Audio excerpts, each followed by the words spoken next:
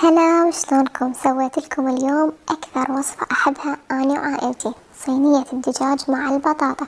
تقدرون تعتمدوها وجبة غداء أو وجبة عشاء، وعلى الأكثر وجبة عشاء، يعني أكثر وجبة إحنا نكون حايرين بيها ونمل شوي من الأكلات اللي إحنا دائما نسويها. أول شي راح أبدي أقطع بوتيتا مكعبات صغيرة وراح أبدي أقليها. تقريبا أنا هنا أخذت 4 حبات بطاطا. هنا بعد ما استوت البوتيتا وجهزت راح أبدي أحضر الحشوة. مكعب زبدة وشوية زيت، ضفت عليه حبتين بصل مقطع ناعم، فصين ثوم. بعد ما ذبل البصل والثوم ضفت عليه فلفل مقطع ناعم، بعدها ضفت عليه جزر مبروش همينة ناعم. بعدها هنا راح أضيف الدجاج أيضا مقطع مكعبات. هنا استخدمت تقريبا قطعتين من صدر الدجاج. بعد ما حمس الدجاج ويا الخضار ضفت هنا نص كوب ذرة وملعقة صويا صوص، تقدرون تستخدمون عنها إذا ما كانت متوفرة عندكم. والتوابل راح أكتبها أسفل الفيديو. وهنا ضفت ربع كوب مي حتى شوية المكونات تتجانس.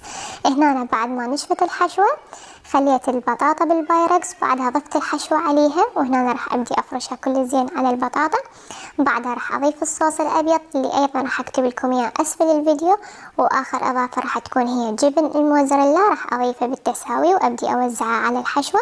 وهنا راح أدخلها الفرن مجرد ربع ساعة وتكون جاهزة، لين كل شي مستوي بس يذوب الجبن.